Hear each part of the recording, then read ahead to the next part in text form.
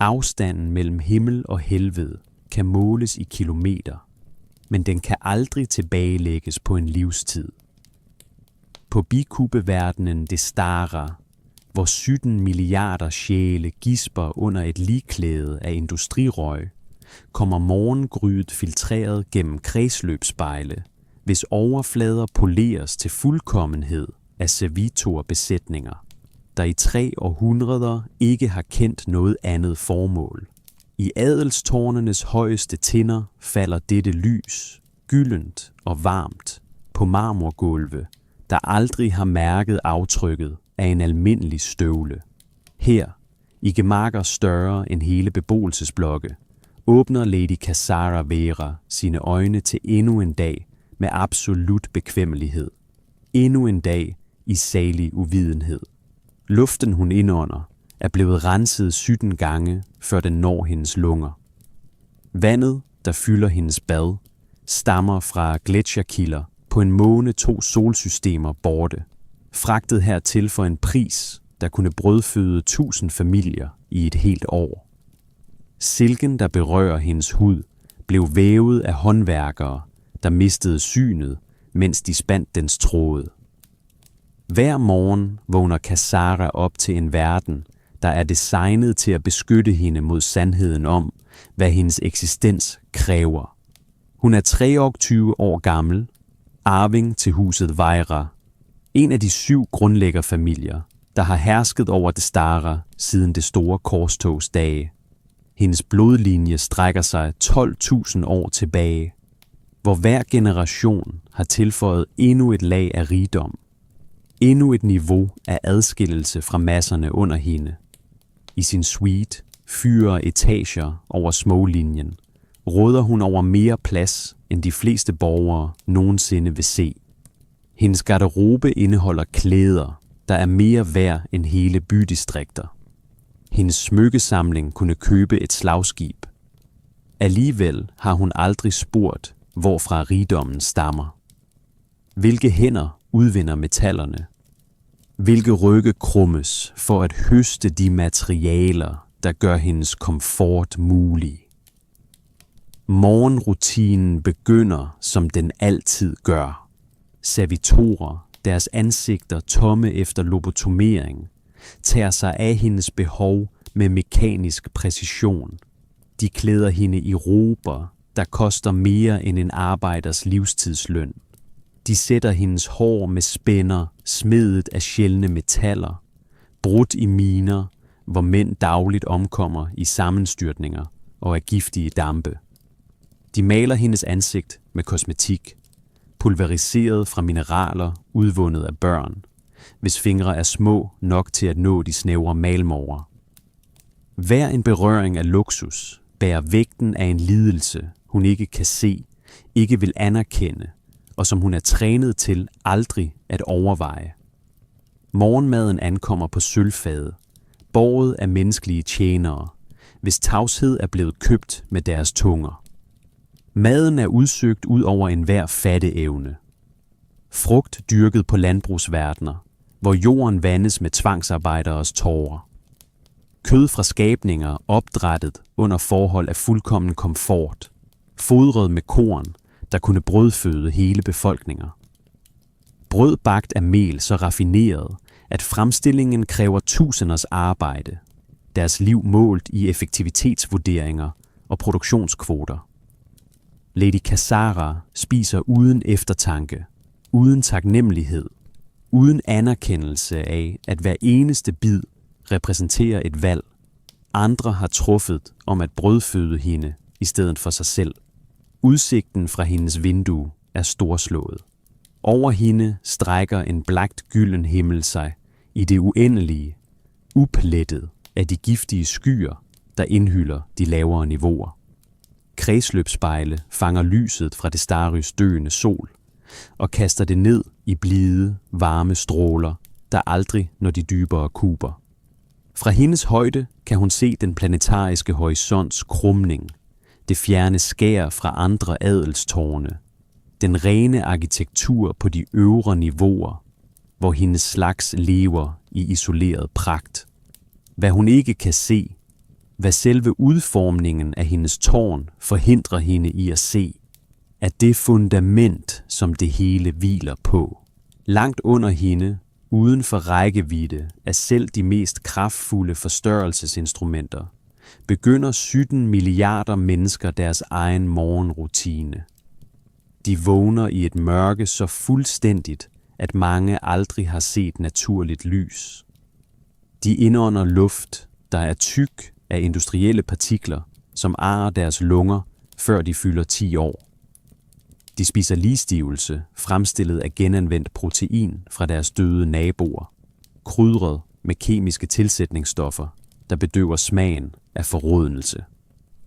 De arbejder i 16 timers vagter under forhold, der ville slå en adelig ihjel på få minutter. Deres kroppe er forbrugsressourcer i den store produktionsmaskine, der udelukkende eksisterer for at opretholde luksusen ovenover. Disse er hænderne, der udvinder metallerne i Lady Kasaras smykkeskrin. Disse er ryggene, der bøjes for at høste materialerne til hendes klæder. Disse er fingrene, der skaber de varer, hun bruger uden eftertanke. Deres færdigheder og lidelser omsat til en bekvemmelighed, hun aldrig har sat spørgsmålstegn ved. Afstanden mellem deres verden og hendes er ikke blot fysisk. Det er en kløft, der er skabt ved design, opretholdt af doktrin og retfærdiggjort af en tro, der omdanner udnyttelse til fromhed. Imperiet lærer, at hierarki er guddommelig vilje. Kejseren beskytter, men han beskytter gennem struktur, gennem orden, gennem den rette placering af hver sjæl i dens tildelte rolle. Adelen hersker, fordi det er kejserens vilje. Masserne slider, fordi kejseren kræver det. Dette er ikke grusomhed, men kosmisk retfærdighed. Ikke undertrykkelse, men en hellig pligt. Enhver prædiken forstærker denne sandhed. Hver bøn bekræfter denne virkelighed. Hvert ritual hylder visdommen i et system, der omdanner menneskelig lidelse til guddommelig orden. Lady Kasara har hørt disse sandheder hele sit liv. Hun tror på dem med en uprøvet nidkærhed og uimodsagt tro. I hendes verden er tvivl ikke blot modarbejdet, men umulig. Hendes uddannelse har skånet hende for virkeligheden under sig. Hendes lærere talte kun om pligt, ære og korrekt styre. Hendes ledsagere deler hendes isolation, antagelser og fuldkomne uvidenhed om prisen for deres eksistens. De bevæger sig gennem deres dage som skuespillere i et teaterstykke. Morgenens skema omfatter de sædvanlige aktiviteter. En lektion i husholdning, der lærer hende at beregne det korrekte antal tjenere per kammer, men aldrig nævner deres lønninger eller arbejdsforhold. En vejledning i kunstforståelse om skønheden i statuer, mejslet af kunstnere, der døde af stenstøvslunger. En briefing om familiens investeringer, der diskuterer profitmarginer og produktionseffektivitet, men aldrig de menneskelige omkostninger. Hver aktivitet forstærker hendes afstand til virkeligheden. Hver lektion er endnu et lag af isolation mellem hendes bevidsthed og sandheden. Ved middagstid møder hun sin mor, Lady Selene Vea, til det daglige korrespondanceritual. De sidder i et kammer, hvis vægge er dækket af kommunikationsudstyr, mere værdifuldt end de fleste planetariske regeringer har råd til, og gennemgår meddelelser fra hele sektoren. Handelsaftaler, der øger deres rigdom ved at udnytte nye befolkninger. Ægteskabsforslag, der udvider deres indflydelse ved at forene deres formuer med andre, bygget på lignende fundamenter. Hvis du nød forsmagen og vil høre mere, så like og abonner. Din støtte hjælper os med at skabe mere Warhammer Fyr 1000 lore. Kommenter nedenfor. Hvad ville du gøre i Kasaras situation? Kan en person gøre en forskel i systemet? Lad os nu fortsætte ind i det imperiale aristokratis verden. Investeringsmuligheder, der lover afkast målt i profit, men betalt med liv. De diskuterer disse anliggender med samme distance som folk, der vælger vin til middag, og deres samtale flyder forbi de menneskelige konsekvenser som vand om en sten. Eftermiddagen bringer sociale forpligtelser, te med hustruer og døtre fra andre adelige huse. Samtaler kredser uendeligt om mode, rygter og statussymboler. En opvisning i velstand gennem eksotiske importer og sjældne erhvervelser. Rivalisering maskeret af høflighed og kultiverede smil. Diskussioner om deres problemer, hvor en tjener ikke levede op til standarderne, eller en pyntegenstand ikke er tilstrækkeligt imponerende. Deres problemer er luksuriøse ubelejligheder uden forbindelse til den virkelige lidelse, der understøtter deres eksistens. Afstanden mellem disse to verdener er ikke kun fysisk. Det er en kløft, der er skåret med overlæg, vedligeholdt med vilje, retfærdiggjort af en tro, der forvandler menneskelig lidelse til noget, der bærer hellighedens skjold. Langt under de gyldne spir, hinsides synsvidde for selv de mægtigste teleskoper, indleder 17 milliarder mennesker deres eget morgenritual. De vågner i et mørke så absolut, at mange af dem aldrig har set naturligt lys. Deres første åndedrag er en luft, der er tyk af industrielle partikler, som efterlader ar på børns lunger, selv før deres 10. fødselsdag. Det er luft, der er genanvendt 17 gange, ligesom den Lady Kazara indånder. Men hver efterfølgende filtrering gør den en smule mere giftig, en smule mere bitter, en smule mere dødelig. Denne luft passerer først gennem lungerne på dem ovenpå og siver derefter nedad, lag for lag, hver gang med en smule mere gift, en smule mindre ilt, indtil den når de nederste niveauer som en gas, der kan indåndes, men kun lige akkurat. Deres morgenmad bliver ikke serveret på sølvfadet.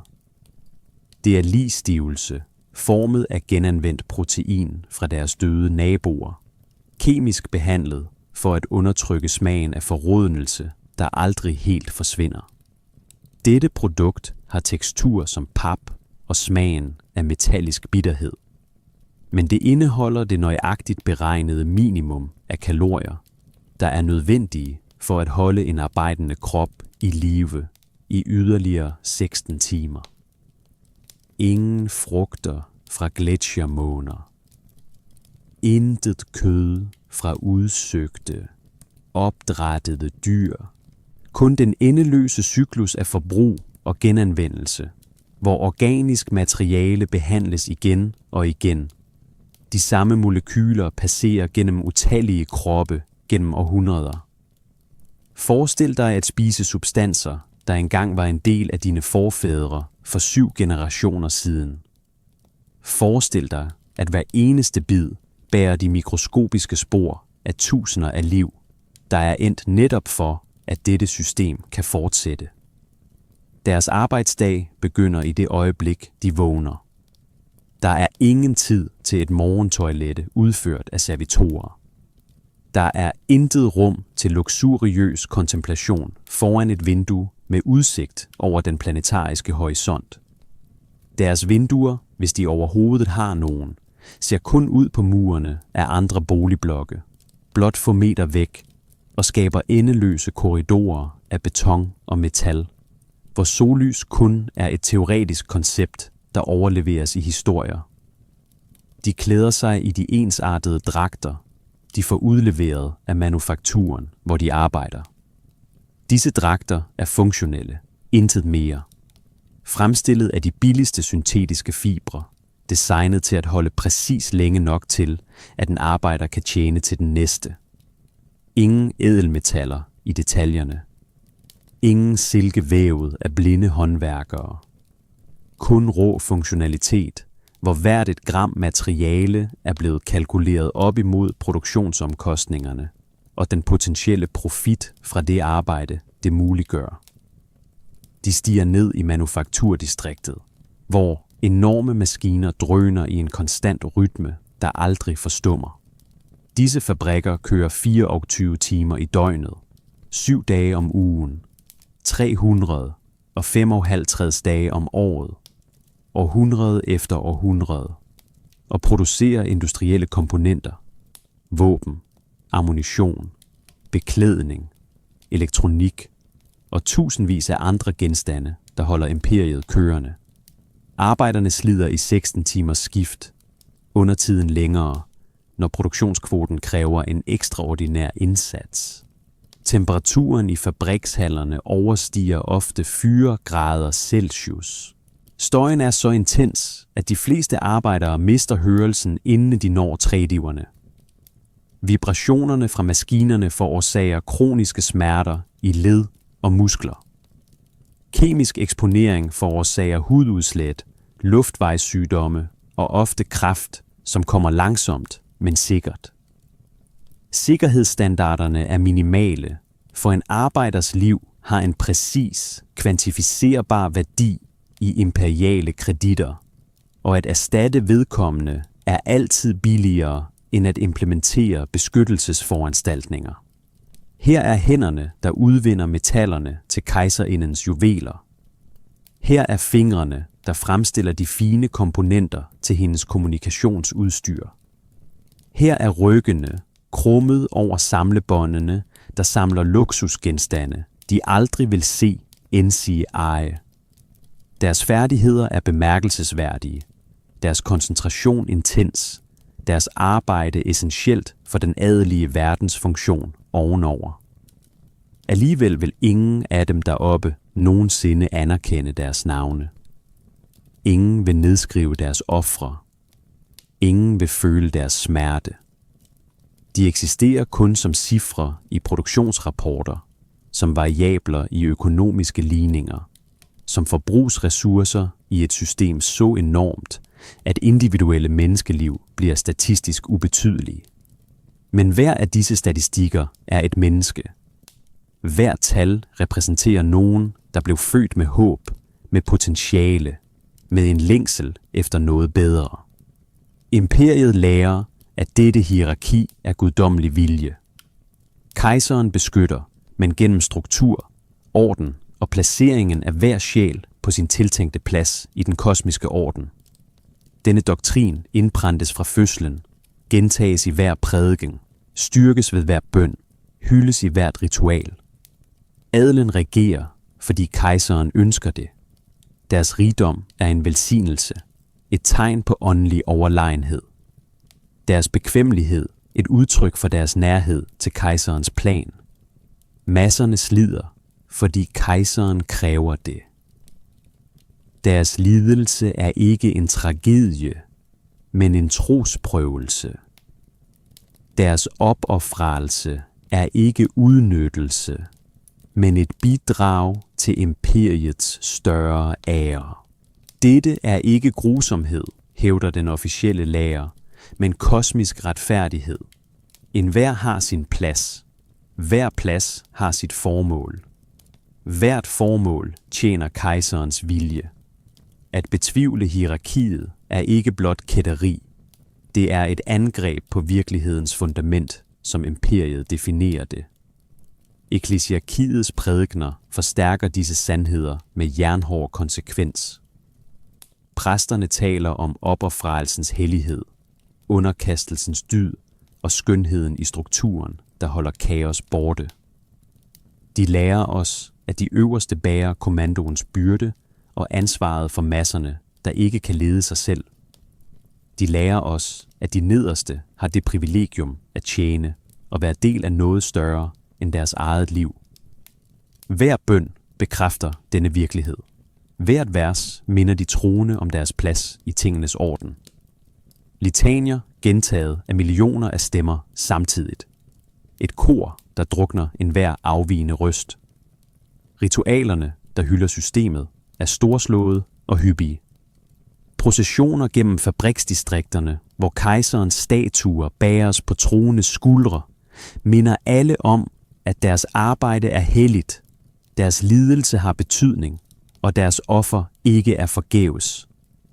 Disse ritualer giver en følelse af formål, en struktur i en kaotisk verden, et håb hinsides det uendelige slid. Lady Kazara havde hørt disse sandheder hver dag. Hun var opdraget i troen med en intensitet, der ikke kendte til alternativer. I en verden, hvor al uddannelse forstærker samme budskaber, hvor alle omkring hende deler samme antagelser, og hvor det er uhørt og farligt at betvivle de grundlæggende sandheder. Hvordan kunne hun tro andet? Hendes tutorer talte kun om pligt, ære og retmæssigt herredømme.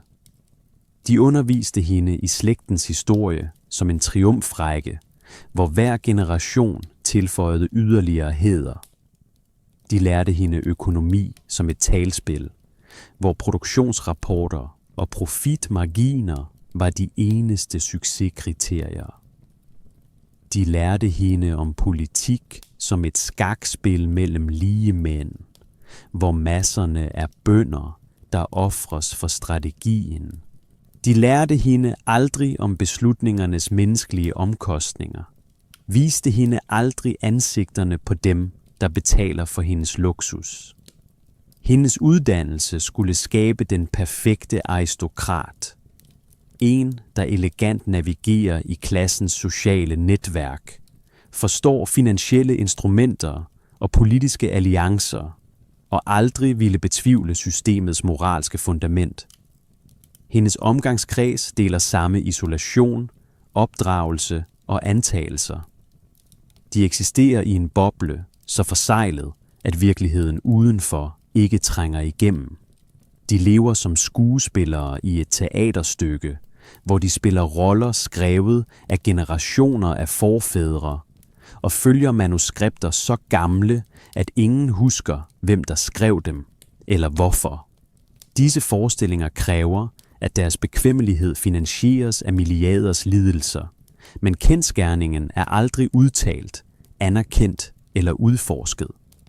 Det er en tavs, fundamental sandhed, så dybt forankret, at den bliver usynlig som luften, de indånder. Men måske, dybt under konditionering og uddannelse, eksisterer en del af psyken, der ved, at noget er galt. Måske et instinkt, der hvisker spørgsmål i nattens stille timer. Måske en samvittighed, der rører på sig uventet. Lady Kazara havde endnu ikke hørt disse hviskelyde, eller haft grund til at tvivle på de indprentede sandheder. Hendes morgenrutine begynder, som altid, når morgenmaden er ryddet fra hendes bord. Tjenestefolkene trækker sig tavst tilbage, deres tilstedeværelse så diskret, at man næsten glemmer, de eksisterer. Dagens første aktivitet er godsforvaltning med den ældre magistrix Helena, hvis familie har tjent huset Vera i 6 generationer. Magistrix bærer en lang, grå kåbe, der skjuler alt undtagen hendes øjne, kolde og beregnende, mere som en afspæksscanner end menneskelige træk.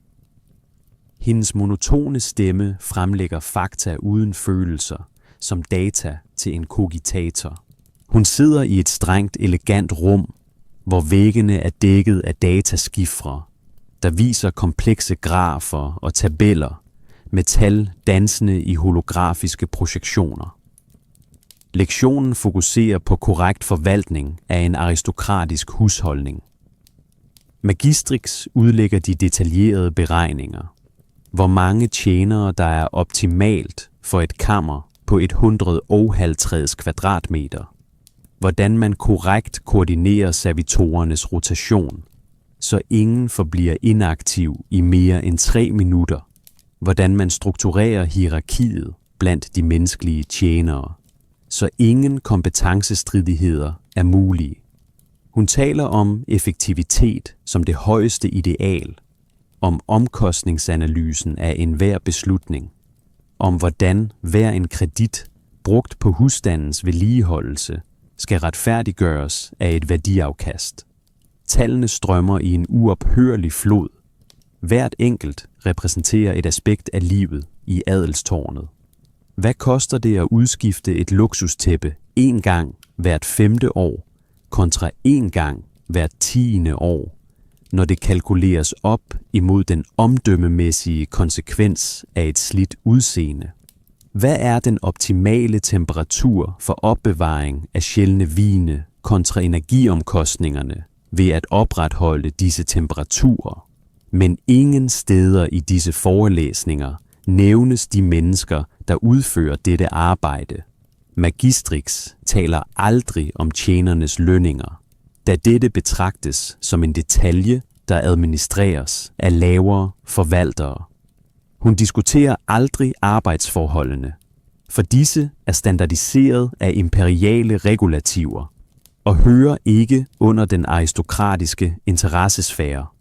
Hun nævner aldrig de ulykker, der sker under vedligeholdelsen af så enorme rum, eller den udmattelse, der følger af uophørlig tjeneste. I disse beregninger er tjenerne blot tal, variable i ligninger, en omkostning, der skal optimeres. Lady Cassara tager omhyggeligt noter. Hendes håndskrift er elegant og præcis, indlært gennem års træning med kalligrafimestre. Hun absorberer de informationer, hun præsenteres for, og lærer den kunst, der vil være afgørende for hendes fremtidige rolle som overhoved for husstanden. Men i disse noter er der ingen plads til spørgsmål om menneskeligheden hos dem, hun skal lede. Uddannelsessystemet er designet således, at disse spørgsmål aldrig opstår, så aristokratiet kan fungere effektivt, ubelastet af empati, der kunne komplicere beslutningerne. Efter lektionen i husholdningsøkonomi følger en vejledning i kunstvurdering, ledet af en yngre mand ved navn Kurator Vassen, som har studeret ved de mest prestigefyldte institutioner på tværs af sektoren. Hans viden om kunst er encyklopædisk. Hans passion for skønhed er oprigtig. Hans evne til at formidle æstetiske principper er ekstraordinær. De bevæger sig gennem et galleri i en af tårnets fløje. Et rum fyldt med kunstværker, indsamlet gennem generationer af huset Vejra. Her er skulpturer udhugget af marmor så sjældent, at det kun kommer fra en eneste verden i hele subsektoren. Her er malerier med pigmenter fra eksotiske planter, dyrket i kontrollerede drivhuse. Her er gobeliner af tråde så fine, at hver kvadratcentimeter krævede dages arbejde. Kurator Vassen forklarer historien bag hvert værk, de anvendte teknikker og den kulturelle kontekst, der formede dets æstetik. Han taler om nyklassicismen i det 6. årtusinde, hvor kunstnere søgte tilbage til de rene, før-imperiale former. Han taler om symbolismen i det titusinde, hvor hvert værk skulle repræsentere et aspekt af kejserens visdom. Han taler om teknik, materialer, komposition. Alt det, der gør værkerne værdifulde. Ikke kun økonomisk, men kulturelt. Hvad han ikke nævner, er kunstnerne selv. Han nævner ikke, at billedhuggeren bag den prægtige statue i hjørnet døde som 39-årig af en lungesygdom fra stenstøv efter 20 års marmorudskæring. Han nævner ikke, at maleren af det storslåede landskab tilbragte 4 år i et lille værksted, hvor kemiske dampe fra malingen langsomt ødelagde hans helbred. Han nævner ikke, at gobelinvæverne blev blinde, deres øjne ødelagt af anstrengelsen ved at arbejde med så fine tråde i dårlig belysning. Kunsten præsenteres som ren æstetik, adskilt fra den menneskelige lidelse bag. Værdien ligger i skønheden, sjældenheden og den kulturelle kapital, den repræsenterer. Prisen, skaberne betalte, er ikke en del af diskursen. Lady Cassara lærer at værdsætte værkernes skønhed, udvikle sin smag og diskutere kunst med andre aristokrater. Hun uddannes i de æstetiske principper, der vil gøre hende til en kultiveret person, værdig til sin position. Men hun eksponeres aldrig for skønhedens mørke side, de menneskelige omkostninger skjult bag hvert mesterværk. Efter frokosten i en mindre spisestue følger en briefing om familiens investeringer. Opgaven varetages af Executor Morrigan, en ældre finansiel rådgiver, der har tjent huset Vira i over 4 år. Hans kendskab til den imperiale økonomi er enormt, og hans evne til at forudse markedstendenser er legendarisk i adelens finansielle kredse. Han sidder ved et stort bord dækket af holografiske projektioner med komplekse finansielle data, grafer over investeringsafkast og fremskrivninger af fremtidig profit baseret på komplekse algoritmer. Han taler om hus Viras portefølje med stoltheden hos en, der har viet hele sit liv til at opbygge den. Her er investeringer i manufakturer på 3 forskellige verdener, der producerer industrielle komponenter til den imperiale flåde. Her er andele i handelskarteller, der kontrollerer vitale handelsruter på tværs af sektoren.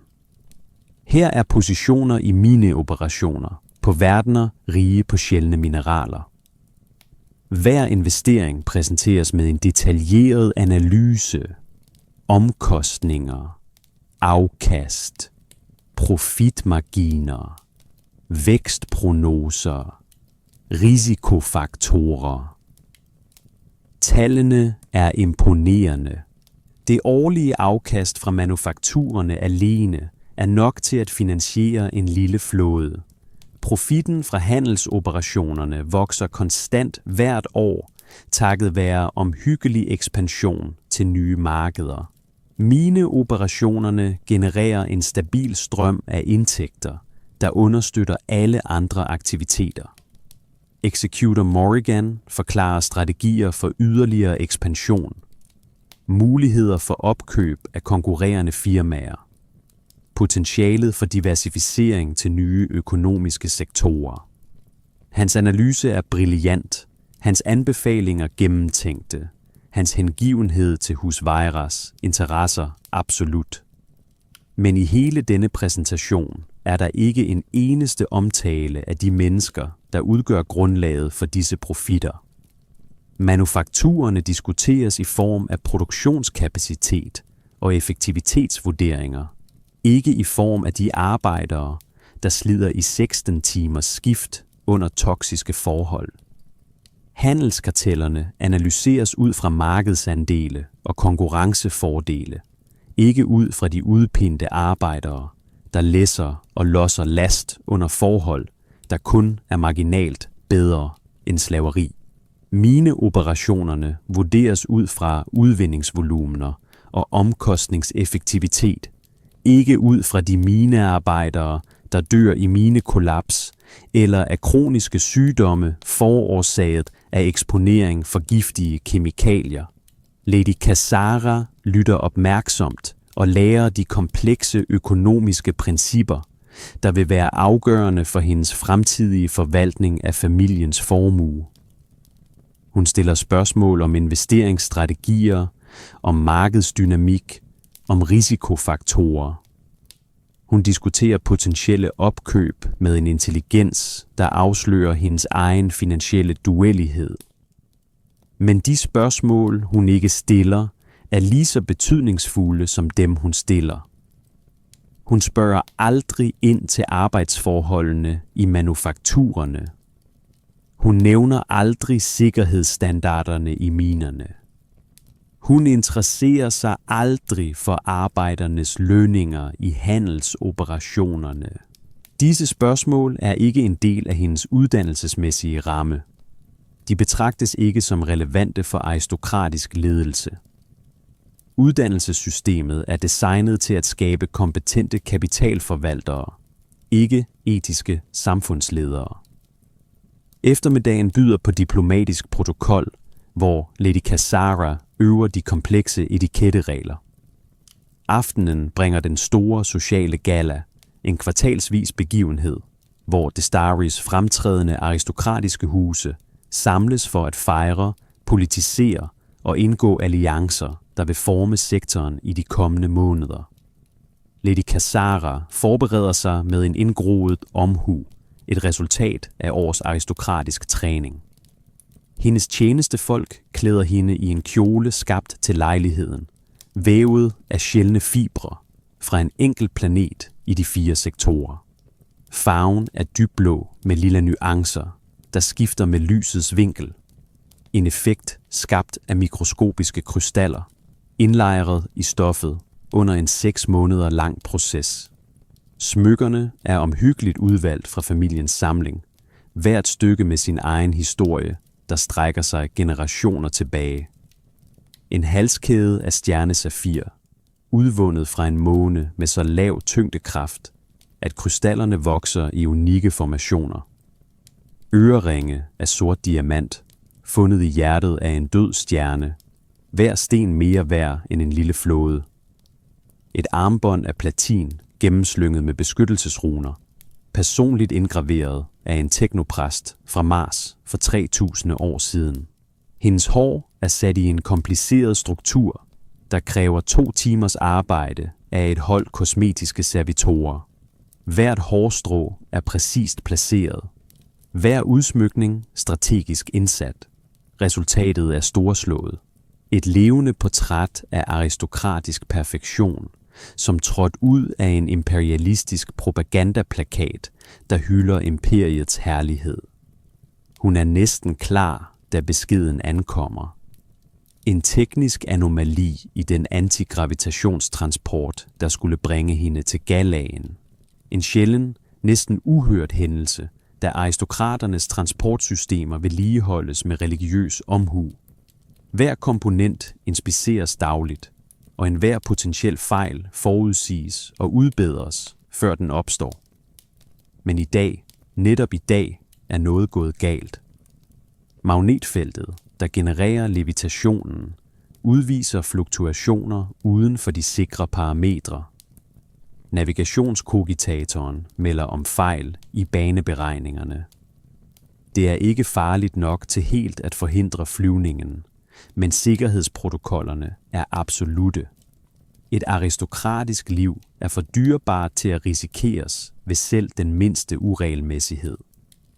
En erstatningstransport klargøres allerede, men det vil tage tid for den at ankomme fra garagerne 3 niveauer ned.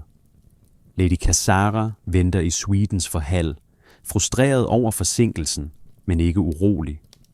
Hendes eskorte, kaptajn Vejan fra familiens sikkerhedsstyrke, er synligt mere nervøs. Det er hans pligt at garantere hendes sikkerhed og rettidig ankomst til vigtige begivenheder. En teknisk fejl er en utænkelig vandnære, et svigt i systemer, der aldrig burde fejle. Han foreslår et alternativ, indtil hovedtransporten er klar. Der findes en sekundær, uluksuriøs antigravplatform, normalt brugt til godstransport, men funktionsdygtig og certificeret til persontransport i nødstilfælde. Den kan bringe hende til mødeniveauet næsten til planlagt tid. Lady Kassara tøver. Tanken om at rejse på en fragtplatform er utiltalende. Det er uværdigt for hendes stand. Men alternativet er en forsinkelse, så hun går glip af begivenhedens afgørende første timer, hvor de kritiske politiske manøvrer udføres. Efter kort overvejelse indvilliger hun. En midlertidig ulejlighed, få minutters ubehag for at holde tidsplanen. Kaptajn Vejan fører hende gennem tårnets servicegange, korridorer hun normalt aldrig ser. Selv her er alt rent og velholdt, men udsmykningen er funktionel frem for smuk. Fragtplatformen venter i en transportskakt, en åben metalramme om antigravgeneratorerne, et sikkerhedsrækværk og ikke meget andet. En barsk kontrast til hendes sædvanlige transport, hvor alle overflader er bløde tekstiler, og hver detalje er designet for komfort. Men den er funktionsdygtig, og det er alt, der betyder noget lige nu. Med kaptajnens hjælp stiger hun ombord, kjortlen omhyggeligt arrangeret, for ikke at røre de rå metaloverflader.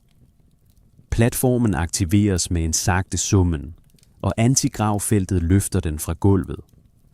Nedstigningen begynder, og platformen glider nedad gennem tårnets lag efter lag. De første par niveauer er velkendte, områder hun har set under sjældne besøg i andre dele af adelskvartererne. Men så fortsætter platformen dybere ned, end hun nogensinde har været. De passerer et teknisk niveau med enorme rørledninger, der fører vand, luft og energi opad. De passerer et administrativt niveau, hvor lavrangsbureaukrater fra små kontorer styrer detaljerne i det aristokratiske liv. Og så, netop da, går noget galt. Ikke et dramatisk svigt, ingen eksplosion eller et pludseligt fald. Det er en subtil ændring i generatorernes tonalitet, et lille udsving i antigravitationsfeltet. Kaptajn Vayan reagerer øjeblikkeligt og aktiverer nødprotokollerne, men det er allerede for sent. Platformen falder hurtigere, end den burde. Ikke ukontrolleret, men uden for normale parametre.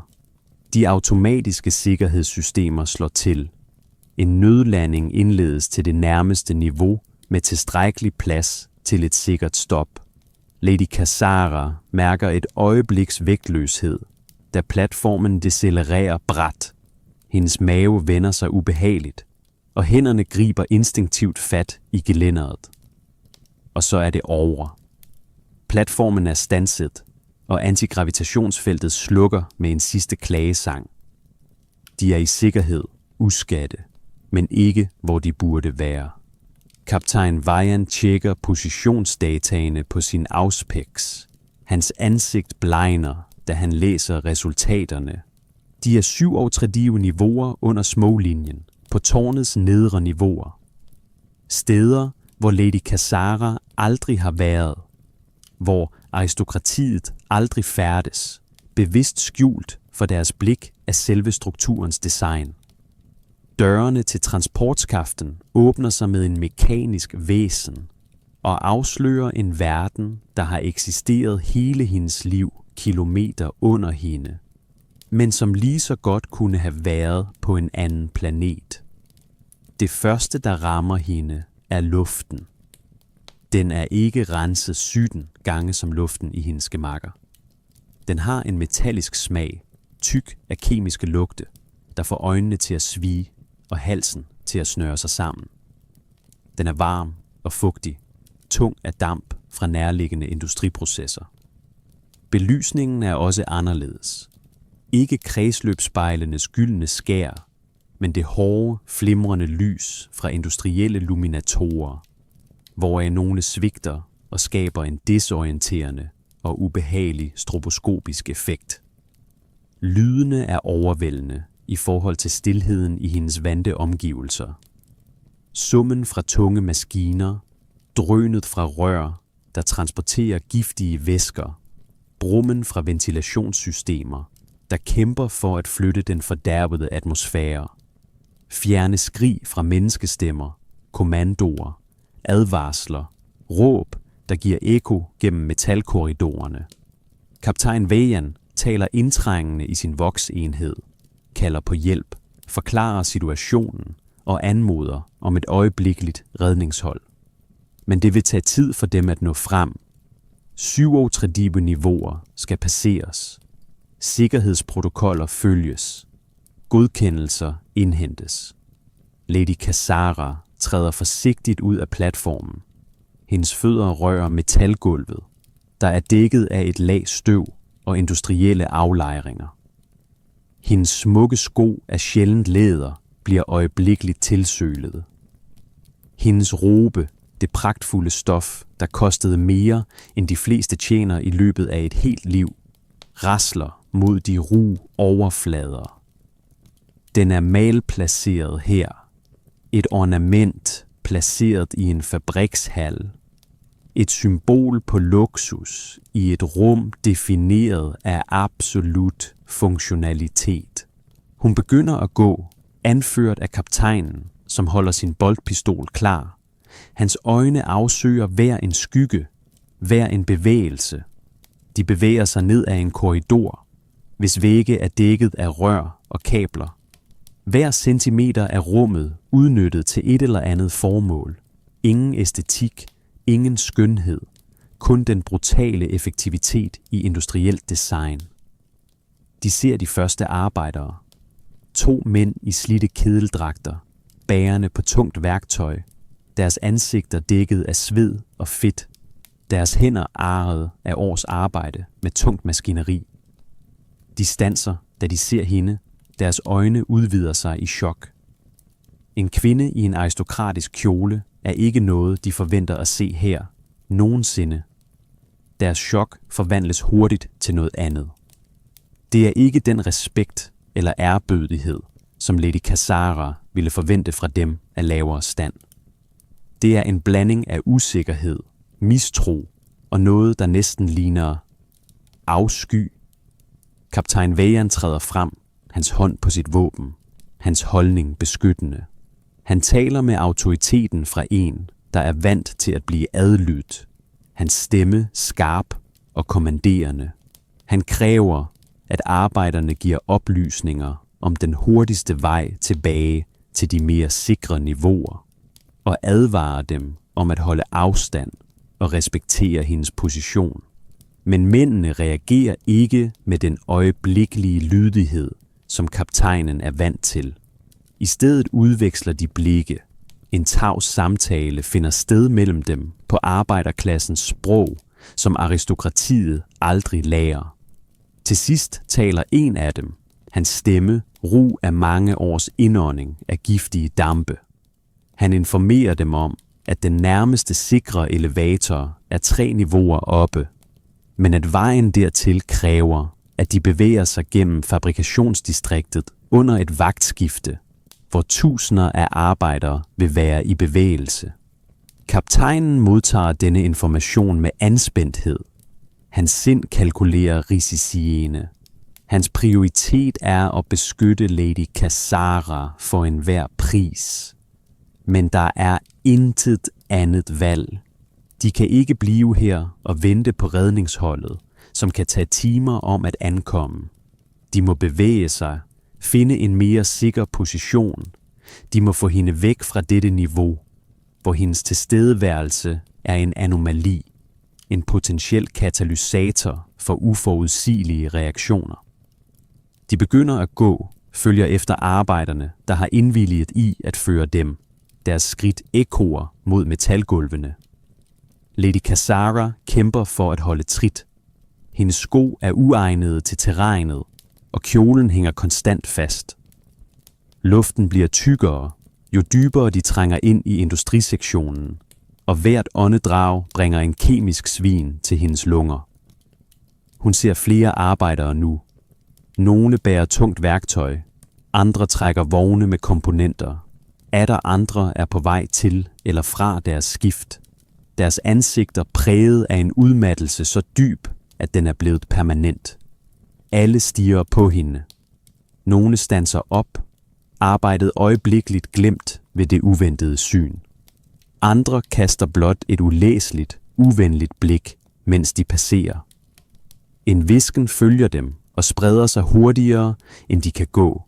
En bølge af nysgerrighed og noget mørkere, der skyller gennem arbejderne.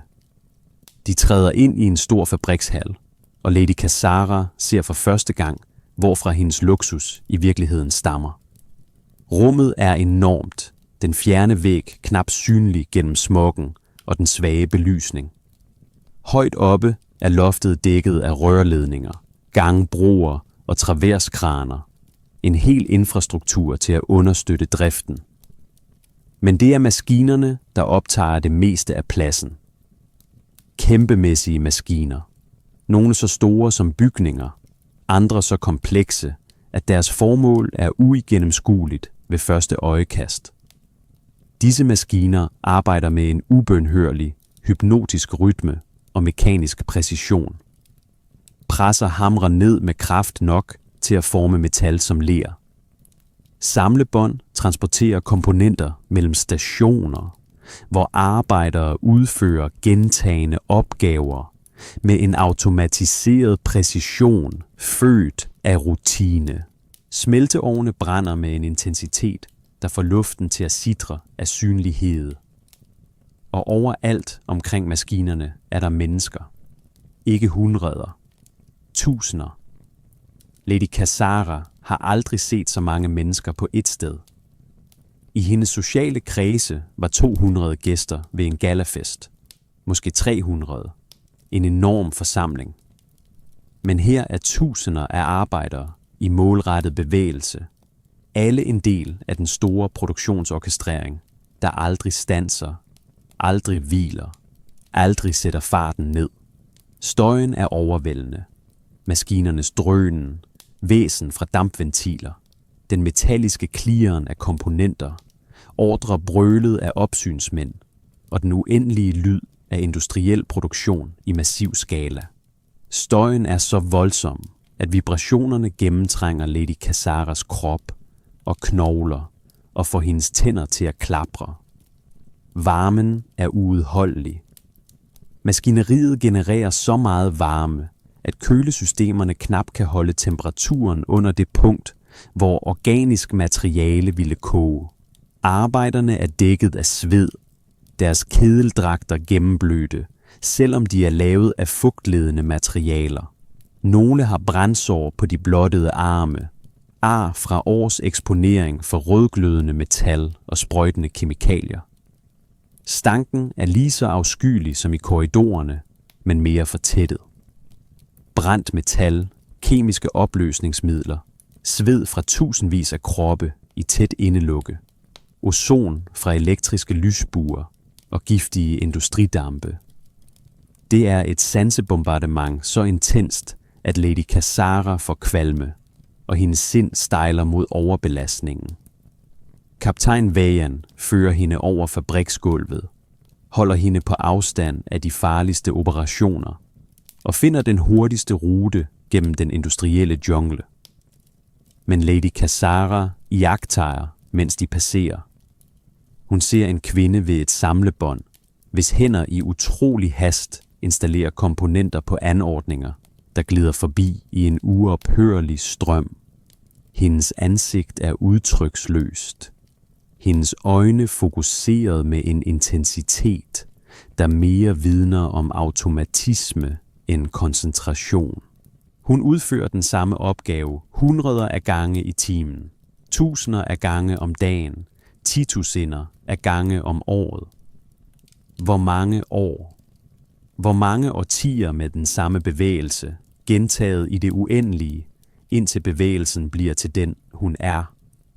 Lady Kazara ser en ældre mand betjene en metalbearbejdningsmaskine. Hans hænder styrer kontrolgrebene med et helt livs ekspertise. Men hans hænder ryster, en fin tremor, der antyder nerveskader fra års udsættelse for maskinens vibrationer.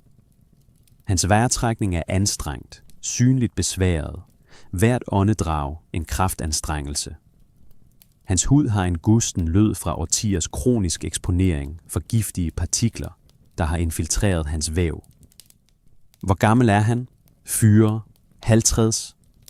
Umuligt at sige, for arbejdet har ældet ham før tiden, drænet ham for livskraft og efterladt en udhulet skal, funktionsdygtig, men knap nok i live.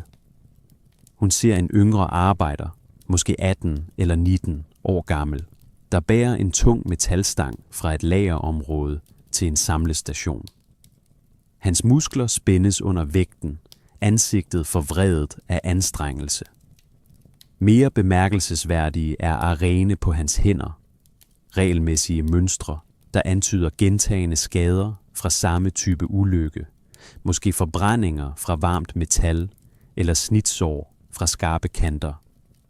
Ingen hjælper ham. Ingen tilbyder en hånd. Det forventes, han bærer byrden alene, udfører sit arbejde uden klage og beviser sit værd gennem villigheden til at lide for produktionen. Og overalt på fabriksgulvet gentager den samme historie sig 1000 gange. Mennesker, der arbejder under forhold, der er utænkelige i de aristokratiske kvarterer. Mennesker, der ofrer helbred, fremtid og liv for et system, der kun ser dem som ressourcer. Mennesker, hvis arbejde muliggør luksus, men som selv aldrig vil opleve andet end en nødtørftig eksistens. Noget brister i Lady Kazara. Ikke et pludseligt knæk, ikke en dramatisk åbenbaring, men en langsom revne, som is, der splindres under en vægt, der er blevet for tung. Alle års uddannelse, alle lektioner om tingenes rette orden, alle forsikringer om, at systemet var retfærdigt, nødvendigt og valgt af kejseren. Alt hvilede på én fundamental antagelse, at de forneden på en eller anden måde var anderledes, på en eller anden måde mindre, på en eller anden måde ufortjente af bedre behandling.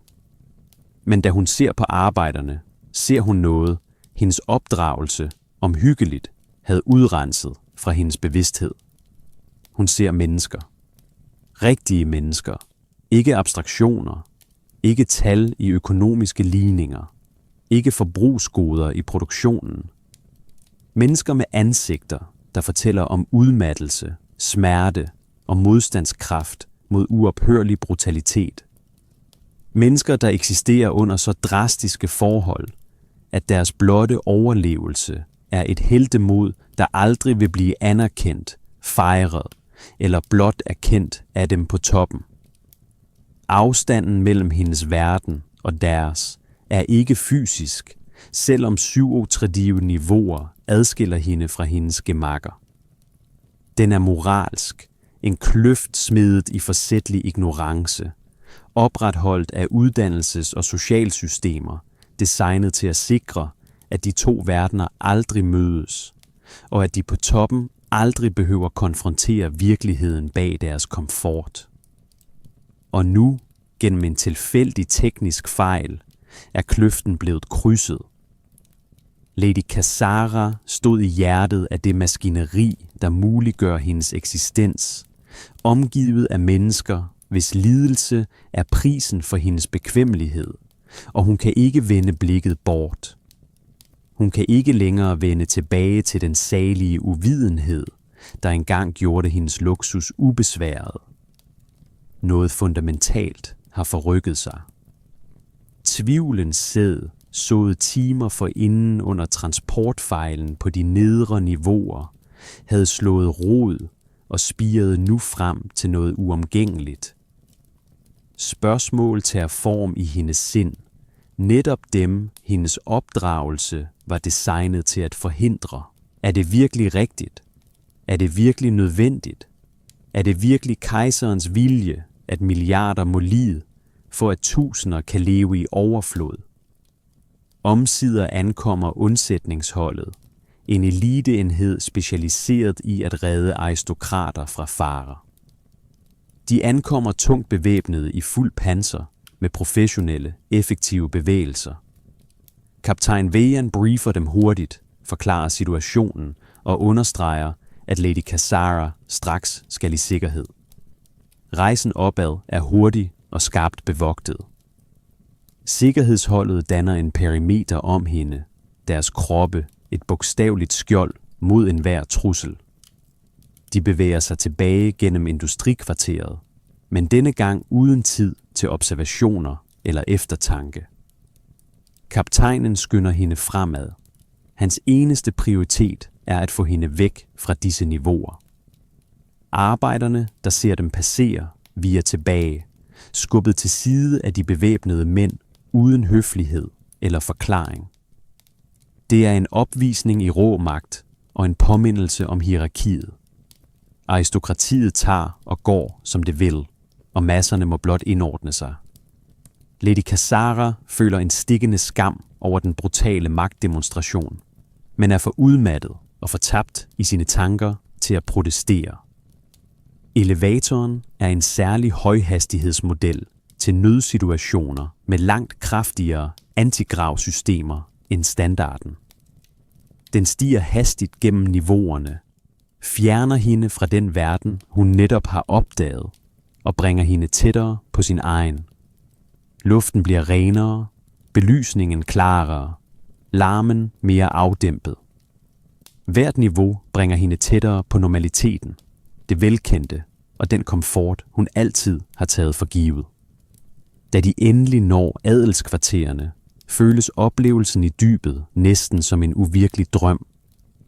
Men de tilsølede støvler, den kemiske stank i hendes kjortel og udmattelsen i hendes krop er håndgribelige påmindelser om, at det var alt for virkeligt. Tjenestefolkene byder hende velkommen med sædvanlig effektivitet. Deres ansigter reaktionsløse over for hendes forrevne tilstand. Hun er ventet i timevis. Galaen er i gang uden hende, men det er nu uvæsentligt. Deres fokus er at genoprette hendes aristokratiske ydre, at slette alle spor af hendes uheldsvangre ekskursion til de lavere niveauer. De fører hende til gemakkerne, hvor et bad står klar med vand i hendes foretrukne temperatur. Da den tilsølede kjortel fjernes, afsløres omfanget af hendes fysiske prøvelser. Huden er dækket af snavs og sved. Håret filtret trods de kosmetiske servitorers indsats. At vise sig for sine ligemænd i sådan en tilstand er utænkeligt. Badet er luksuriøst som altid, men Lady Cassara kan ikke nyde det fuldt ud. Hendes sind er for optaget af det, hun har set. Billeder, der ikke kan vaskes bort med snavset på hendes hud. Arbejderne på fabriksgulvet. Servitorerne med deres lobotomerede ansigter. Luften så tyk af giftstoffer, at den næsten var synlig. Støjen, varmen, den uophørlige udmattelse ætset ind i hvert et ansigt. Hun forsøger at finde mening i det. At forstå, hvordan det system, hun altid har anset for retfærdigt, nødvendigt og guddommeligt bestemt, kan kræve en sådan lidelse. Hendes opdragelse har lært hende, at hierarkiet tjener alle, at enhver har sin plads, og at denne orden holder kaos på afstand. Men det hun så, stemmer ikke overens med denne forståelse. Hun så et system, hvor flertallet nægtes alt undtagen en basal eksistens, for at et mindretal kan leve i uhørt luksus. Og hun er en del af det mindretal. Hendes komfort er bogstaveligt bygget på kroppene af dem nedenunder. Da hun endelig er klar, i ny kjortel og med håret sat, hendes ydre genoprettet til aristokratisk anstand, er det allerede sent. Galaen når sit højdepunkt, samtalerne flyder frit, vinen endnu friere, politiske alliancer dannes og opløses i salene. Men Lady Cassara er ikke klar til at deltage. I stedet anmoder hun om at få middagen serveret i sine private gemakker. Det er en usædvanlig anmodning, en afvigelse fra den forventede tidsplan, men ingen sætter spørgsmålstegn ved en aristokrats beslutning. Maden ankommer hurtigt, bragt på samme sølvfade, tilberedt af samme tungeløse tjenere og præsenteret med samme ceremonielle præcision. Men denne gang betragter Lady Cassara maden med andre øjne. Hun ser frugten og tænker på agriverdenerne, hvor jorden vandes med tvangsarbejderes tårer. Hun ser kødet og tænker på kornet, der kunne have mættet befolkninger, men i stedet fedede dyr til aristokratiets bord. Hun ser brødet og kalkulerer slidet fra tusinder, der kræves for at fremstille sådan mel. Hver mundfuld bærer en ny vægt. Hver smag er blandet med viden om prisen. Hun spiser, fordi hun må, fordi hendes krop kræver næring efter dagens prøvelser. Men nydelsen, hun engang fandt, er borte, erstattet af noget, der føles faretruende tæt på skyld. Efter måltidet sidder hun ved vinduet i sine gemakker og ser ud over det gyldent oplyste adelskvarter. Herfra ser alt smukt ud. Tårnene glimter i det kunstige lys, deres arkitektur storslået, designet til at imponere og inspirere. Haverne er perfekt vedligeholdt, hver plante omhyggeligt placeret, hver sti upåklageligt ren. Luften er ren, temperaturen behagelig, hver detalje tilpasset for absolut komfort. Det er et paradis, et kunstværk af menneskelig civilisation, en demonstration af, hvad der kan opnås, når ressourcer koncentreres med et præcist formål. Men nu ved hun, hvad der ligger under dette paradis. Hun kender til helvedet, der understøtter det, til de millioner af liv, der forbruges i dets vedligeholdelse, til et system så vidtstrakt og dybt rodfæstet, at det virker næsten umuligt at ændre. Hendes sind kæmper med sig selv. En del af hende vil tro på de retfærdiggørelser, hun er oplært i. Hun vil tro, at systemet, selvom det er grusomt, er nødvendigt. At der uden dette hierarki ville være kaos. At masserne ikke kan styre sig selv og kræver aristokratiets hårde hånd for at opretholde orden. Argumenterne er velkendte, bekvemme, stadfæstet af generationers tradition og doktrinær autoritet. Men en anden del af hende, vækket af hendes eksponering for de lavere niveauer, gør oprør mod disse rationaliseringer. Den stiller de spørgsmål, hendes opdragelse var designet til at undertrykke. Er det virkelig retfærdigt, at ens fødested bestemmer hele ens liv? Er det virkelig nødvendigt, at milliarder må lide så ekstremt? Findes der ikke et bedre, mere retfærdigt system, hvor ressourcerne fordeles mere ligeligt? Disse spørgsmål er farlige. At betvivle imperiets grundlæggende strukturer er ikke blot kætteri. Det er et angreb på samfundets fundament.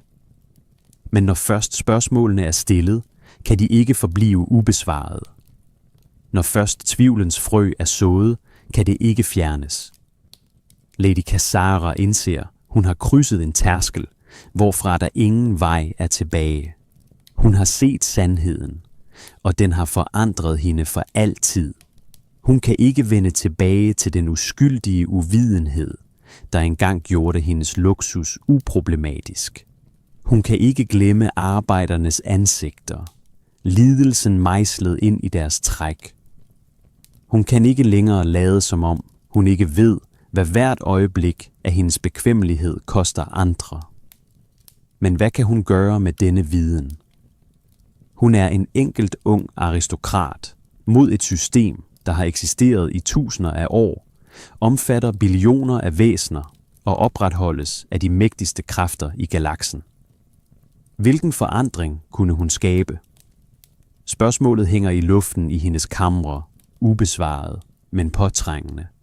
Omkring hende fortsætter galaen. Aristokraterne danser og intrigerer, ubevidste om den forvandling, der er sket i en af deres egne. Det gyldne lys fra kredsløbsspejlene falmer, som natten skrider frem. Men Lady Cassara bliver ved vinduet. Hendes tanker en malstrøm. Hendes samvittighed vågnende. Hendes fremtid pludselig usikker på en måde, der ville have været utænkelig dagen før.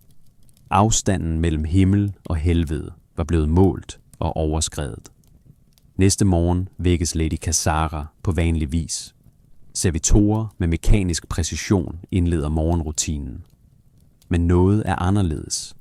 Ikke de ydre omgivelser har ændret sig, men hendes opfattelse af dem. Hver detalje i hendes gemakker, som engang repræsenterede komfort og privilegier, bærer nu en ekstra vægt. Silkelavnerne, hun sov på, var vævet af fingre, der blev blinde under deres skabelse. Marmorgulvet under hendes bare fødder var brudt i miner, hvor mænd dør dagligt. Luften, hun indånder, er renset 17 gange, kun fordi dem nedenunder modtager de giftige rester fra processen. Enhver luksus er købt til en pris, hun nu kan navngive, med ansigter, hun nu kan se, en lidelse, hun nu kan forstå. Morgenmaden ankommer på sølvbakker som altid, men Lady Cassara betragter tjenerne med nye øjne. Hun ser spændingen i deres skuldre, den fine skælven af udmattelse i deres hænder, det omhyggeligt neutrale udtryk i deres ansigter, der ikke stammer fra sindslige vægt, men fra års træning i at undertrykke enhver personlighed. Hvor mange timer har de allerede arbejdet i dag? Hvornår fik de deres sidste rigtige måltid? Ikke blot de rationer, der holder dem funktionsdygtige. Har de familier, børn, drømme, der aldrig vil blive til virkelighed, fordi hele deres liv opsluges af tjenesten for en husstand som hendes? Disse spørgsmål havde aldrig før strejfet hendes tanker. Nu kan de ikke fortrænges. Hendes dag fortsætter som vanligt, men alt er farvet af den nye bevidsthed. Lektionerne i husholdningsøkonomi føles hule, mens magistriksen forklarer optimal ressourceallokering. Hver tal i ligningerne er et menneskeliv, reduceret til en økonomisk variabel. Kunstvurdering bliver en øvelse i kognitiv dissonans, at værdsætte skønheden, bevidst om prisen for den skabelse. Briefingen om familiens investeringer er næsten uudholdelig. Hvert overskud er vundet på bekostning af mennesker, hvis eksistens ignoreres af dem, der profiterer på deres slid. Ved middagstid anmoder hendes far om privat audiens. Lord Tarven Veyra, overhovedet for huset Veyra, en mand, hvis ord former politikken i en subsektor og påvirker milliarder af liv. Hun er i hans kontor, et massivt kammer fyldt med magtsymboler, holokort, der viser familiens foretagender, kommunikationsenheder, der forbinder ham med sektorens mægtige. Han sidder bag et skrivebord af træ så sjældent, at det stammer fra en verden, hvis skove er beskyttet af kejserligt dekret. Hans påklædning er ulastelig. Hver detalje repræsenterer århundreders aristokratisk raffinement. Hans nærvær er imponerende, tynget af autoriteten, båret gennem generationers lederskab. Han taler med hengivenhed, men også en alvor, der antyder budskabets vigtighed. Kaptajn Vejan har rapporteret gårsdagens hændelse. En teknisk fejl, der førte til hendes korte eksponering for de lavere niveauer. Sådanne begivenheder er sjældne, næsten uden for tilfælde, og må håndteres. Ikke fordi hun var i reel fare, men fordi selve muligheden afslører en svaghed i de systemer, der adskiller aristokratiet fra masserne. Lord Tarven forklarer, at tekniske hold identificerer årsagen, de ansvarlige vil blive straffet, og foranstaltninger implementeres for at sikre, at det aldrig gentager sig. Hans tone er beroligende, paternalistisk. Tonen fra en mand, der håndterer krisen med samme effektivitet som alle familiens anliggender. Men så bliver hans tone subtilt mere personlig. Han spørger, hvordan hun har det efter oplevelsen, om hun blev traumatiseret af eksponeringen og behøver hjælp til at bearbejde det, hun så. Lady Cassara svarer forsigtigt. Hun ved ikke, hvor meget hun tør afsløre. Hun forsikrer ham, at hun har det godt. Hændelsen var ubehagelig, men hun er ikke i vedvarende nød. Det er ikke en løgn, men heller ikke den fulde sandhed. Fysisk er hun uskadt. Følelsesmæssigt og psykologisk befinder hun sig i et landskab uden kort. Lord Tarven nikker, tilsyneladende tilfreds med hendes forsikring. Men så læner han sig frem, og hans øjne fastholder hendes med en intensitet, sjældent selv i deres private samtaler. Hans næste ord har vægten af en dyb visdom, en lektie, hun må forstå for at kunne bære sin stands byrde korrekt. Han forklarer hende deres positionsrealitet. Huset Veyra har eksisteret i 12.000 år, ikke ved rigdom eller held, men ved forståelse for imperiets fundamentale sandheder. En sandhed er, at hierarki ikke blot er en social konstruktion eller økonomisk nødvendighed. Det er et moralsk imperativ, en kejserlig forordning, en manifestation af den kosmiske orden, der afværger kaos. Masserne, forklarer han, er ikke som aristokratiet. De kan ikke styre sig selv. De mangler den uddannelse, forfinelse og det perspektiv, der er nødvendigt for at lede civilisationen. Uden en fast hånd fra oven ville de synke i anarki på få dage. Produktionen ville kollapse, fødevaredistributionen svigte, og ordenen smuldre. Milliarder ville omkomme i den efterfølgende vold. Hierarkiet med al sin hårdhed forhindrer dette udfald. Det er systemet, der holder samfundet funktionsdygtigt og sikrer, at fabrikkerne producerer. Handelsruterne forbliver åbne, og imperiet kan fortsætte sin evige krig mod Xenos-trusler og kaotisk korruption. Ja, siger han, systemet kræver ofre. Ja, arbejderklassens liv er hårdt, men alternativet er uendeligt værre. Uden den struktur, aristokratiet tilvejebringer, ville der ingen civilisation være. Kun barbari, afsavn og endelig udslettelse fra de fjendtlige magter, der omringer menneskeheden. Desuden, fortsætter han, bærer aristokratiet sine egne byrder. Ansvaret for milliarder af liv. Beslutninger, der kan frelse eller dømme hele befolkninger.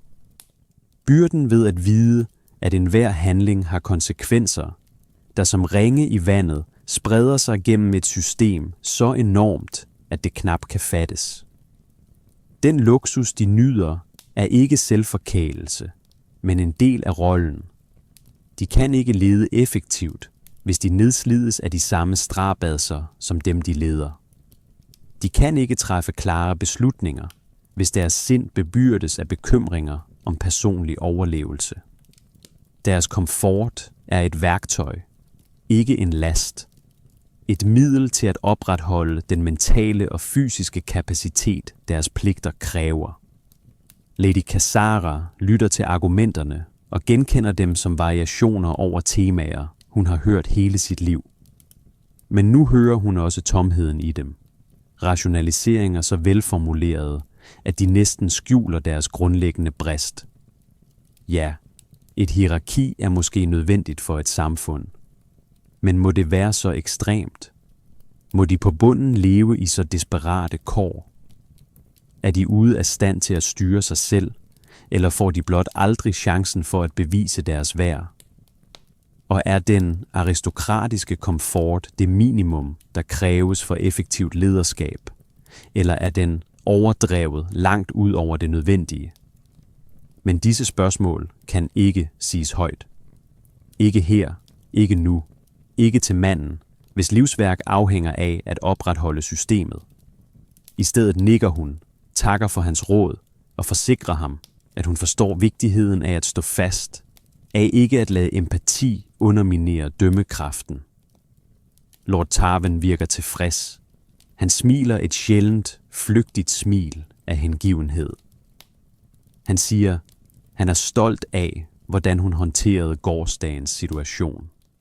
At hun udviste en modstandskraft og fatning, der er deres slægt værdig. At hun vil blive en fremragende leder af hus Vejra, når hun overtager efter ham.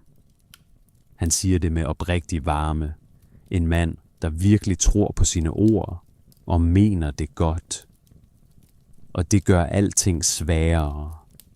Det ville være lettere, hvis han var et monster, en tyran, der svælgede i andres lidelser. Men det er han ikke.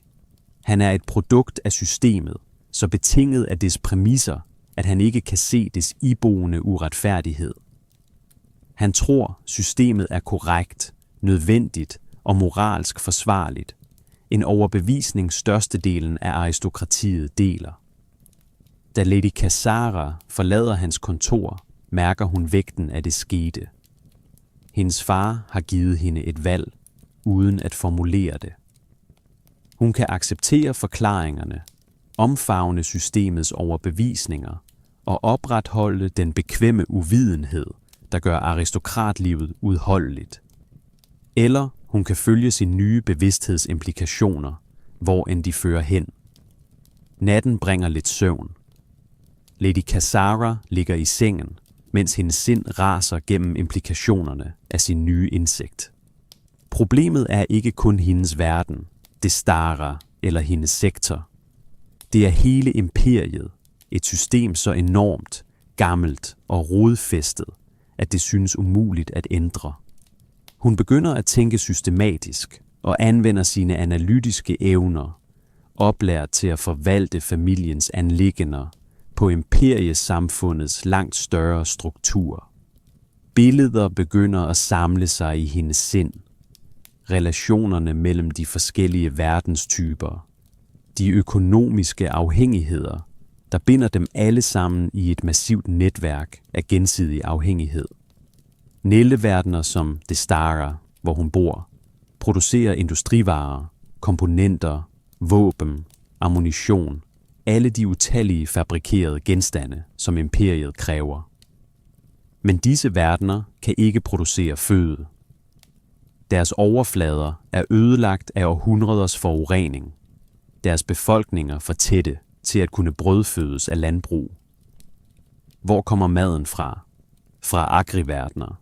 Hele planeter viet til produktion af landbrugsprodukter.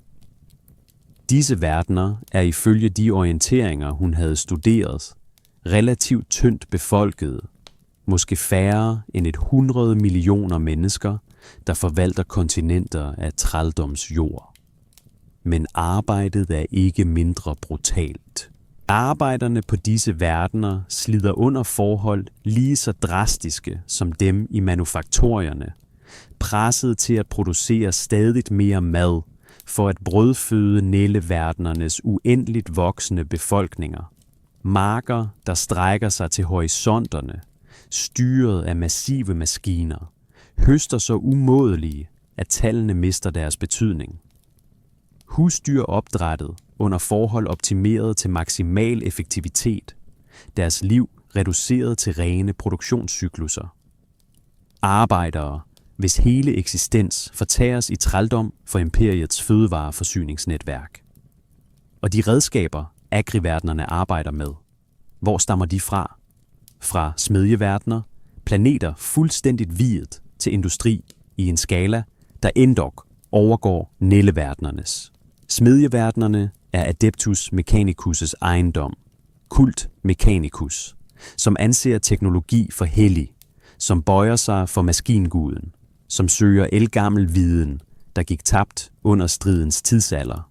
Disse verdener producerer avanceret udstyr, militært isenkram, rumskibe, selv titaner, de enorme gående krigsmaskiner.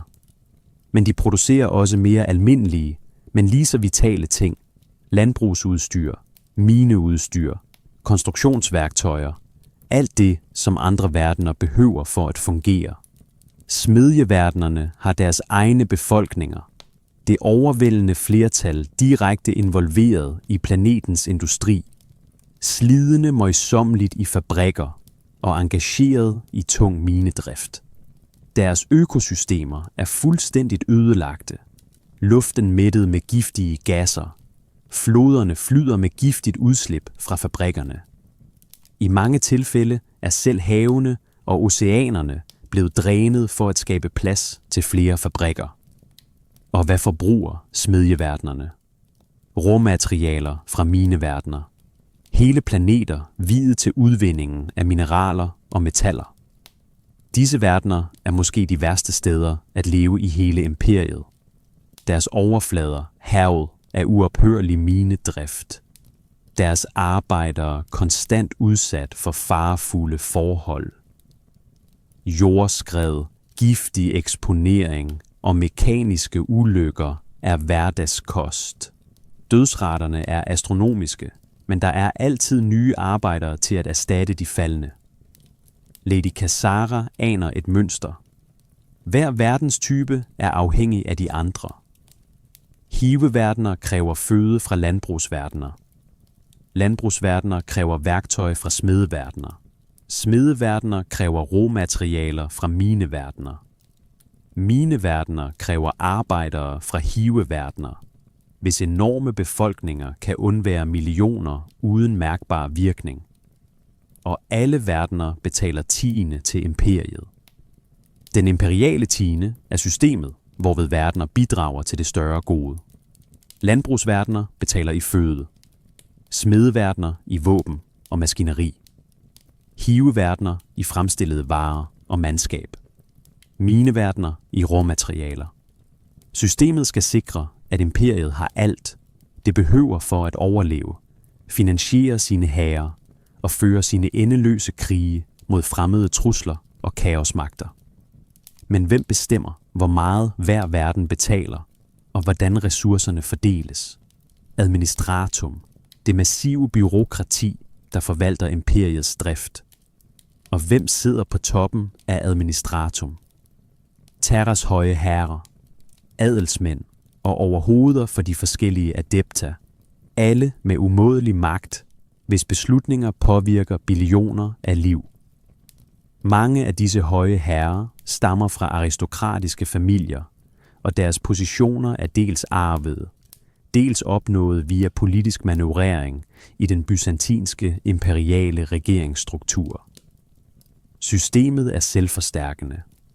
Aristokratiet kontrollerer magtens nøglepositioner og bruger denne magt til at opretholde de strukturer, der understøtter deres privilegier. Disse strukturer sikrer, at rigdommen flyder opad, ressourcerne koncentreres på få hænder, og masserne forbliver i evig afhængighed. Hele systemet er indhyllet i en religiøs doktrin, der lærer, at dette er den rette orden, forordnet af kejseren, og at det at betvivle hierarkiet er at betvivle selve den guddommelige vilje. Lady Cassara mærker vægten af denne erkendelse. Problemet er ikke blot moralsk, men strukturelt. Det handler ikke om onde individer, men om et system, der skaber og opretholder galaktisk uretfærdighed. Selv hvis enhver adelsmand blev oplyst og altruistisk, ville systemet bestå, for det er indbygget i selve imperiets funktionsmåde. De økonomiske afhængigheder er virkelige. Bikubeverdener har brug for mad udefra. Smedeverdener producerer unik teknologi. Minedrift kræver en massiv skala for at være rentabel. Spørgsmålet er ikke, om funktionerne er nødvendige, men om de skal organiseres så udbyttende. Hvordan kunne det være anderledes? Lady Cassara forestiller sig et alternativ. Hvad hvis arbejderne fik bedre vilkår, kortere arbejdstid, sikrere omgivelser, bedre løn? Det ville øge produktionsomkostningerne. Omkostningerne skulle absorberes et sted, gennem højere priser, der ville reducere aristokratiets profit, eller højere tiender, der ville presse belastede verdener yderligere. Hvad hvis ressourcerne blev fordelt mere ligeligt? Mindre luksus til aristokratiet, mere til masserne. Men hvem skulle gennemtvinge det? Aristokratiet kontrollerer militæret, regeringerne og håndhævelsen. De opgiver ikke frivilligt deres privilegier, og de undertrykte mangler midlerne til at tage dem med magt. Hvad hvis doktrinen blev ændret? Hvis ekklesiarkiet underviste i medfølelse frem for hierarki? Men ekklesiarkiet er selv en del af systemet. Dets ledere kommer fra aristokratiet, og dets strukturer er sammenflettet med imperiets. Et hvert forsøg på at ændre doktrinen ville blive stemplet som kætteri og brutalt undertrykt af inkvisitionen. Enhver vej til forandring synes blokeret. Systemet er for stort, komplekst og dybt forankret. Det har en træghed fra tusinder af år, en vægt fra billioner af liv, et uendeligt momentum. Fortvivlelsen sniger sig ind på Lady Cassara. Hvis systemet er uforanderligt og lidelse en iboende del af imperiet, hvad er så meningen med bevidsthed? Måske havde hendes far ret. Måske er det bedre ikke at spørge, at acceptere forklaringerne og leve i behagelig uvidenhed. Viden uden evnen til at handle er blot en byrde, en kilde til evig frustration. Men så husker hun arbejdernes ansigter på fabriksgulvet. Udmattelsen, resignationen i deres øjne, arene på deres hænder. Det endeløse slid, der fortærer deres liv for at producere varer, de aldrig selv vil eje. Kan hun glemme, hvad hun har set? Kan hun vende tilbage til sit luksusliv, nu hvor hun ved, hvad det koster, og hvem der betaler prisen? Så melder en anden tanke sig. Måske kan hun ikke ændre hele systemet. Et enkelt individ kan ikke reformere en struktur med billioner af mennesker og millioner af verdener. Men måske kan hun skabe små forandringer i sin egen sfære. Som arving til huset Vejra vil hun en dag lede familiens godser, forvalte slægtens investeringer og træffe beslutninger, der påvirker tusinder, måske millioner af liv. Her kan hun måske træffe valg, der afbøder systemets skarpeste kanter. Bedre arbejdsforhold i familiens manufakturer. Mere retfærdig kompensation til arbejderne. Investeringer i sikkerhed, der reducerer skader og dødsfald. Det er ikke revolutionært og omformer ikke systemet, men det er noget. En måde at leve med sin viden på, at handle på sin nye bevidsthed, selvom omfanget er begrænset. Måske. Det gyldne lys fra orbitalspejlene trænger igen ind i hendes gemakker, som i går, som hver dag i hendes liv. Lady Kasara ligger vågen i sin seng længe før servitorerne ankommer. Hun har næsten ikke sovet. Hendes sind kredser om det, hun så på de lavere niveauer. Silkelavnerne føles anderledes, tynget af viden om deres sande pris. Hver tråd er spundet af fingre, der aldrig har kendt sådan komfort. Luften, hun indånder, er renset 17 gange, men langt nede indånder nogen processens giftige restprodukter. Selv stilheden i gemakkerne er larmende, fyldt med ekkoet fra 1 million uregistrerede stemmer. De uhørte råb fra dem, hvis slid skaber denne ro.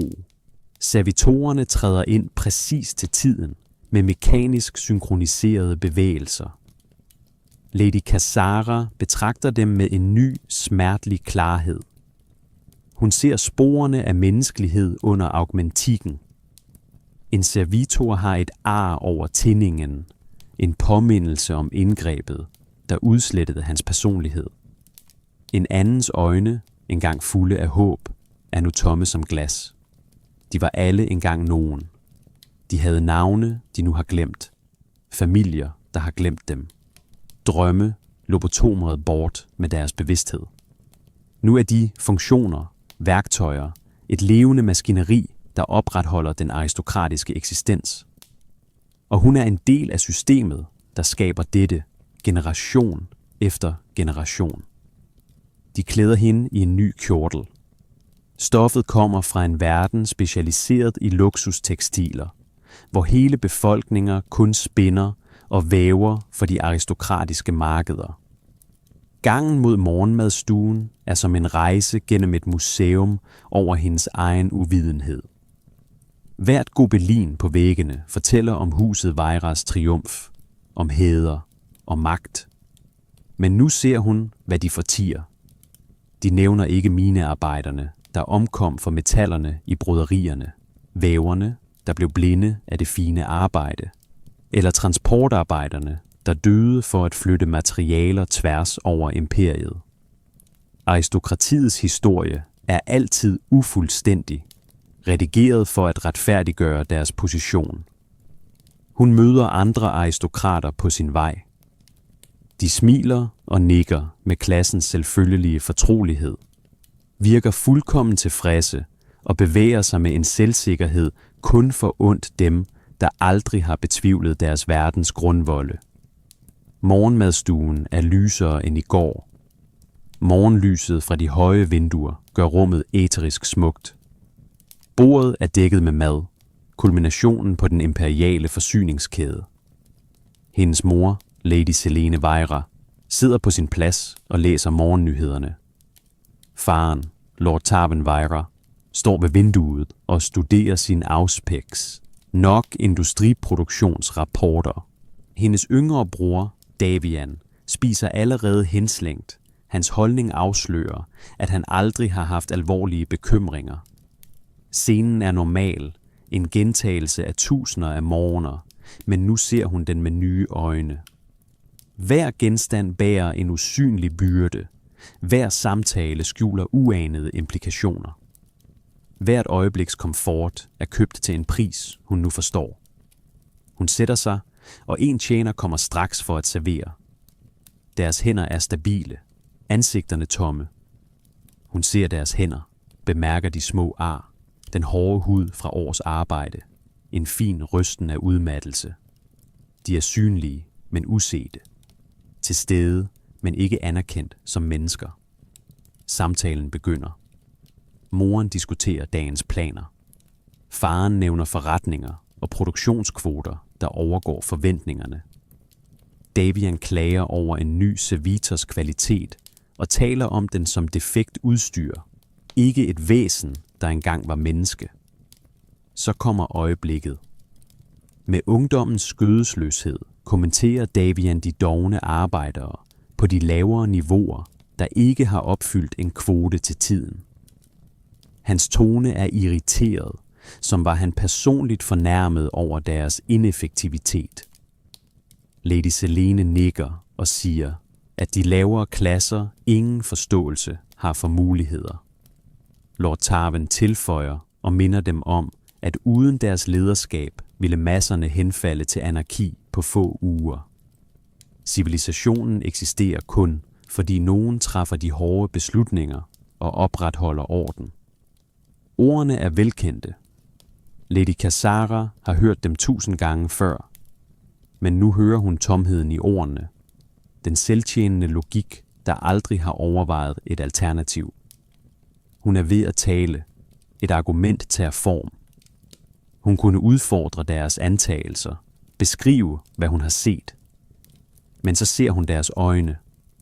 Hun ser den absolute overbevisning i sin fars blik, den urokkelige tro på systemets retfærdighed.